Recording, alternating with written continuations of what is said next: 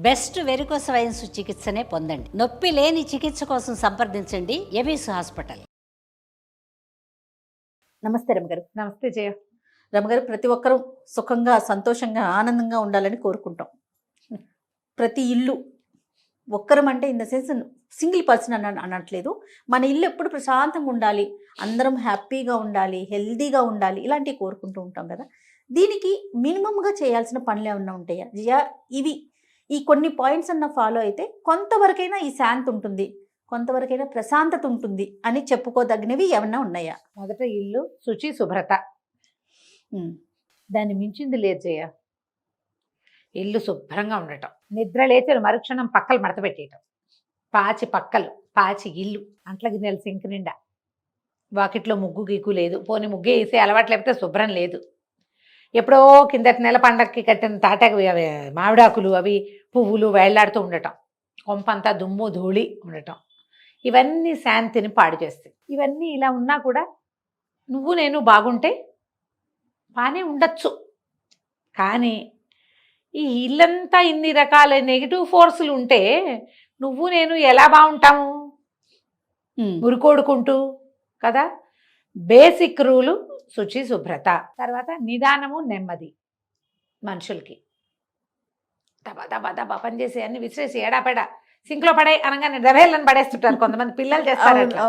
అన్ని కొంతమంది ఉంటారు మొత్తం సింక్లోకి తోసేసి, ఆ తోసేటప్పుడు అయ్యే శబ్దము అసలు అలక్ష్మి. అదే జ్యేష్ఠాదేవికి ఆహ్వానం పలుకుతుంది. గిన్నెల చప్పుడు, ఒట్టి పాత్రల చప్పుళ్ళు, అంట్ల గిన్నెలు ఉండటం, కిచెన్ శుభ్రంగా లేకపోవటం, పాత వస్తువులు ఉంచుకోవటం. రమ్మగారు, అది వచ్చింది ఆగలేకపోతున్నావు నువ్వు. ఎందుకంటే మార్నింగ్ మాకు ఇంట్లో డిస్కషన్ వచ్చింది అనమాట. ఇంట్లో అవి ఉన్నాయి, ఇది తీసేయాలి, అవి తీసేయాలి, అట్లా. అందుకు అసలు ఈ టాపిక్ నువ్వు ఇల్లు మారేటప్పుడే సగం ఇల్లు ఖాళీ చేసేయాలి నువ్వు. నేను కూడా అంతే చేసేదాన్ని చేయ. మేము ఇల్లు మారేటప్పుడు, ఇల్లు మారేవు చాలా సంవత్సరాలు, దాదాపుగా మా ఈ 30+ ఇయర్స్లో 23 ఇయర్స్ దాకా తిరుగుతూనే ఉన్నాం మేము. ఇల్లు మారేవు చాలా, ఇల్లు 6-7 ఇల్లు. ఏ ఇల్లు మారేటప్పుడైనా సరే నేను ఇన్ని బట్టలు పడేసేదాన్ని, ఎవరో ఒకరు మామూలుగానే నాకు ఇచ్చేసే గోల ఎక్కువ. అవును, ఇచ్చేసేదాన్ని, పాత సామాన్లు తోసేసేదాన్ని. బాగా ప్రీతిపాత్రమైనవి మా నాయనమ్మది అమ్మది అన్ని అదోటి ఇదోటి గుర్తుగా, పిల్లల పాత చొక్కాలు ఒకటి గుర్తుగా అంతే ఉంచుకుని అన్నీ తీసేసేదాన్ని ఎప్పటికప్పుడు.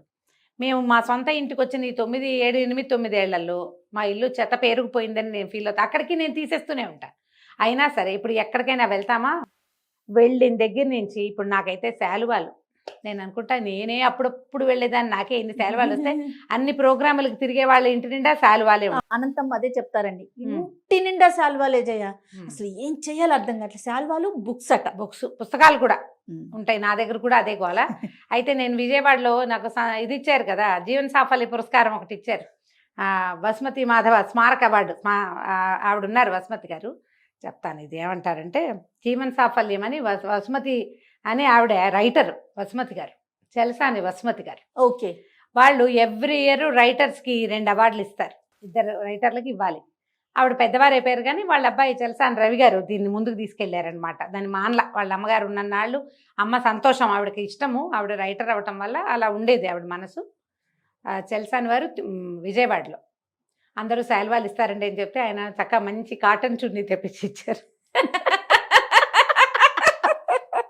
కలంకారీ చున్నీ బాగుంది రమ్మగారు. మీరు వేసుకోకపోతే నేనున్నాను.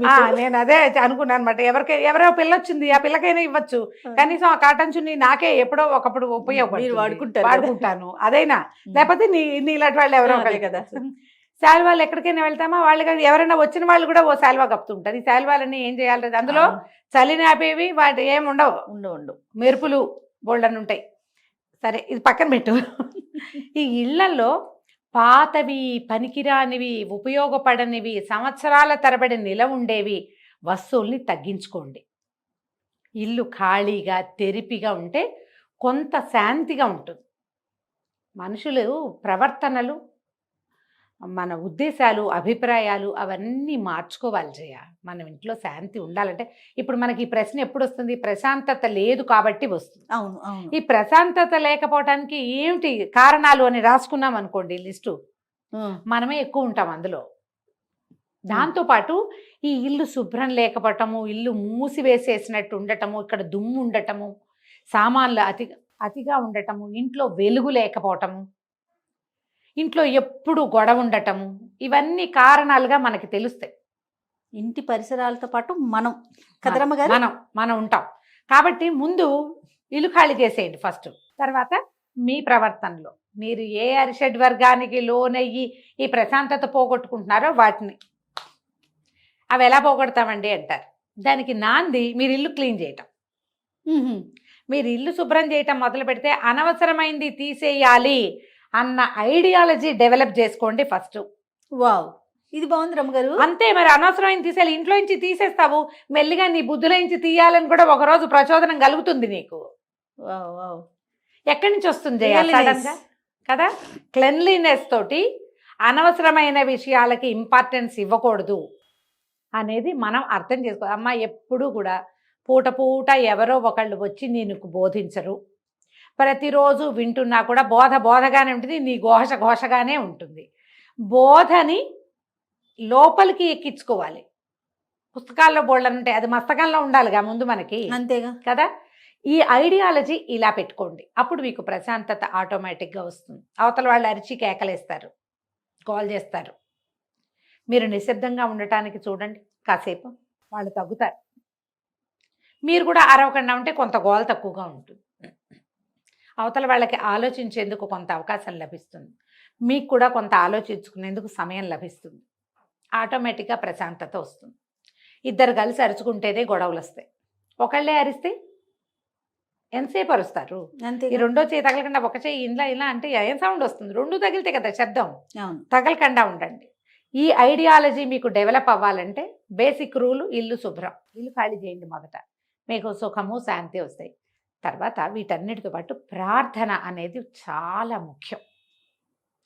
ఇంట్లో ప్రశాంతత ఉండాలంటే నువ్వు పూజ చేయటం అనగానే వెంటనే 7 వారాల సప్త శనివారం వ్రతం చేద్దామా, అదేమిటో చేద్దామా, ఇంట్లో పూజ పెట్టుకుందామా, భజన పెట్టుకుందామా, జనాలందరినీ పిలుద్దామా, భోజనాలు పెడదామా, పువ్వులు 108 పువ్వులు కొనుక్కొద్దామా, ఇవే ఆలోచిస్తారు ఎంతసేపు. ఇది కాదు ప్రార్థన. మీలో మీరు, మీతో మీరు, మీకోసం మీరు మాత్రమే చేసేది. ప్రశాంతంగా దేవుడి దగ్గర కూర్చోండి. దేవుడి మందిరం నిండా బొమ్మలు పేర్చకండి, వచ్చిన ప్రతిదాన్ని అందులో పెట్టకండి. బాగా ఇష్టదైవాన్ని పెట్టుకోండి. 4 పువ్వులు, 2 పువ్వులు పెట్టండి చాలు. ఆ కూర్చున్న కాసేపు శ్రద్ధ పెట్టి చెప్పండి, మాకు ప్రశాంతత కావాలని దండం పెట్టుకోండి. తాపీగా ప్రార్థించండి భగవంతుని, ఆయనతో స్పెండ్ చేయండి కొంత సమయం. ప్రశాంతత ఆటోమేటిక్గా వస్తుంది. ఇవన్నీ కూడా లివింగ్ స్టైల్లో వచ్చేసేయాలి. నువ్వు ఇల్లు శుభ్రంగా ఉంచుకోవటము, ప్రార్థనకి సమయం కేటాయించటము, ఇతరులు వాదనకి దిగినప్పుడు కొంత ప్రశాంతత నిశ్శబ్దాన్ని అవలంబించటము. సడన్గా ఎలా వస్తాయి చెప్పు? రావు కదండి. అలవాటుగా ఉంటేనే ఇది కుదురుతుంది. జీవన విధానం మార్చుకోవాలి, మన ఇంట్లో ప్రశాంతత రావాలి అంటే నేను చెప్పిన బేసిక్ నుంచి మొదలుపెట్టండి. ఈ ప్రార్థనలో మీరు దీపారాధన చేస్తారా, తర్వాత ఏదైనా అగరవత్తులు వెలిగించుతారా, ఇంట్లో కొన్ని పూజలు పెట్టి ఏదైనా స్తోత్రం చదువుకుంటారు. నా మటుకు నాకు ఏదైనా స్తోత్రం చదువుకుంటే చాలా బాగుంటుంది. దాన్ని పైకి చదువుతుంటే ఒక గొప్ప ప్రశాంతత వస్తుంది నాకు. ఒకటే శ్లోకాన్ని 100 సార్లు చదివితే బాగుంటుంది, ఇంకా బాగుంటుంది. ఎవరిదైనా వింటే ప్రశాంతత వచ్చేవాళ్ళు కొంతమంది ఉంటారు. అవునండి. మీ ఐడియా ఆఫ్ టైప్ ఆఫ్ ప్రశాంతత ఏమిటో మీరు అబ్జర్వ్ చేయండి మొదట. నాకు నేనే, మీకు ఎవరైనా కావచ్చు, అప్పుడప్పుడు మీకు నేను కూడా కావచ్చు. 100% కదా? ఇలా వినండి, విని ప్రశాంతతని అవలంబించండి. ఇంటికి శాంతి వస్తుంది. ఒక పూజ, ఒక విధానం, ఒక ప్రార్థనా పద్ధతి, కొంత ఏమంటారు నియంత్రణ, మన మీద స్వీయ నియంత్రణ, కొంత క్రమశిక్షణ, వాటి వల్ల ప్రశాంతత వస్తుంది. మీరు ఇంట్లోకి ఏవి తెచ్చి పెట్టినా రాదు. బయట నుంచి అదేదో తెస్తే నెమలికలు పెడితే ప్రశాంతత వస్తుంది, మొక్కలు పెడితే ప్రశాంతత వస్తుంది. అవి పెడితేనే కాదు, వాటి మీద మీ దృష్టి పెడితే వస్తుంది. అవును.